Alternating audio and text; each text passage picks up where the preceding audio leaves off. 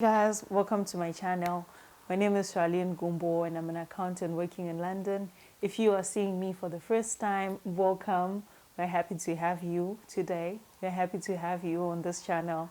On this channel, I talk about my life here in the UK, managing your personal finances, and lastly, any self-development tips that I may have as I'm currently on my own personal journey. So, today's video. This video excites me, but I'm so scared of it, to be honest. So I'm going to be talking about how I allocate my income, and I'm sure you can already tell from the title. Because this is a very sensitive subject, people don't really just talk about money. I'm always curious to know, like, how much do people earn? How much do people save? How much do people invest? Like, I'm always curious to know, because if you go on Instagram, like, you can be seeing people doing these lavish things, and you're just curious to know, like, how much do people really make? But anyway, I don't know. I don't need to know. But however, in today's video, I'll just be sharing with you guys how I allocate my income in 2021. So I'll start by giving maybe a brief background of what I do and maybe what the salary ranges are for the position that I am in. So for obvious reasons, I can't really say the exact salary amount. I'm just going to go with the range. So here in London, according to Glassdoor, an assistant manager in an audit firm can expect to earn between £45,000 to £55,000 being the higher range. So on that income now, I am paying taxes which round up to about 25%. Currently, my pay is about 15%, and then my national insurance is about 9.6%. So I then get, like, there are those deductions that are non-negotiable, and then gets to me, it's now 75%. And now on that 75%, that becomes my 100%, of course, and I'm going to try and now break it down to you guys on how then I allocate that income. So when the money now hits my bank account, the first allocation is 10% of my income to my tithe and giving. So you don't have to do it. Personally, it's just something that my mom used to do when we were growing up. We just always used to be told that if she gives you pocket money, she should want you to pay tithe on it. So you need to give an offering at church for your pocket money. I didn't have to really think about it so much. So you can be giving maybe to an organization that supports a cause that you care deeply about, or maybe you helping someone else who you feel like there's an actual need for you to be helping that person. So for me at this point in time, I allocate 10% for that. And then the next allocation or the next automation that then happens is to my emergency fund. So I'm still building up my emergency fund. My target is to get it to 12 months worth of an emergency fund. I feel like that's to work with. So I know life is definitely in the hands of God. It's not up to us.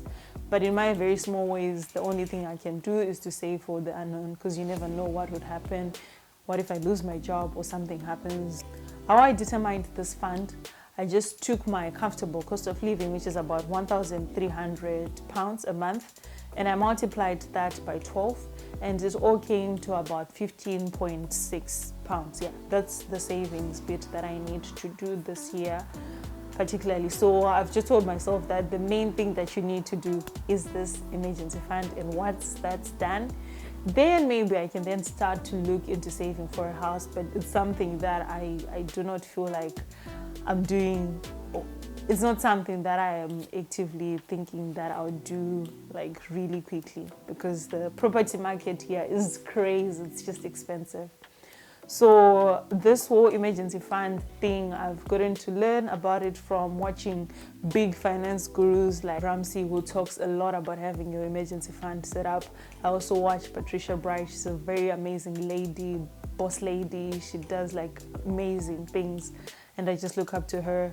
And I also listen to people like Cardone. I think he's more into a property type of guy, but yeah, those are my biggest go-to. I'll also leave links below if anyone wants to check out those channels, just in my description below. And then the next allocation that then happens, because I've automated everything as well, my cost of livings, like my fixed rental cost and things like that, that also just now goes out. Everything just goes out, and in the end there's just very little money left, and you're like, where did the money go?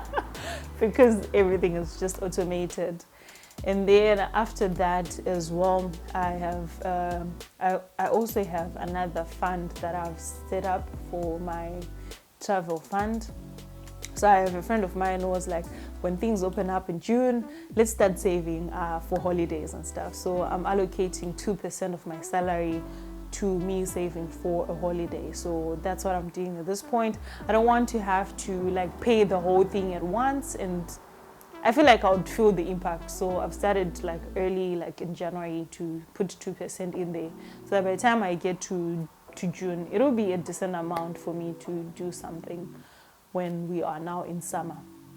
And I've called it, and I've actually called that pot soft life. Then the remaining portion on everything, after everything has been said and done, is about 4%.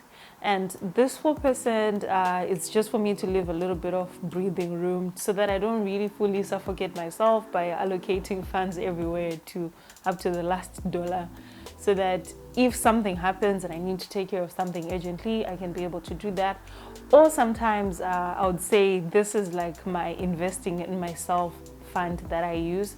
So in this 4%, that's where I get money to maybe pay for a course that I need to take. When I used to go to the gym, that's where that subscription would also come from. And also for me to be able to run this channel, I've make a subscription with Premiere Pro, like the editing software that I use, which is another £20.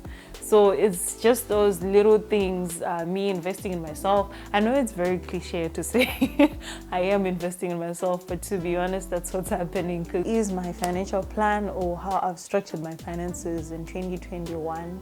And I hope I'll be able to continue on this trajectory for the coming months up until the end of the year. Of course, our life is not known on what tomorrow holds, so it's just my prayer that God can help me to be able to do this, and that I can keep growing and I can be able to achieve these goals that I have. I also have a friend of mine who has done a post on budgeting, saving, that sort of thing, and drawing your financial plan.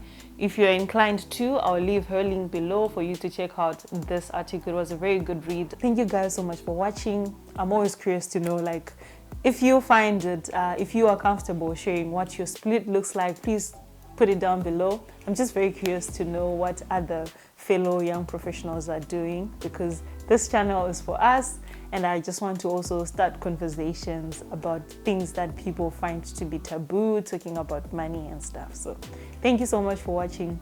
Like this video if you like me talking about personal finances. I will definitely make sure to do more of these, and also comment, as I've said, subscribe to the channel, and I'll see you on the next one.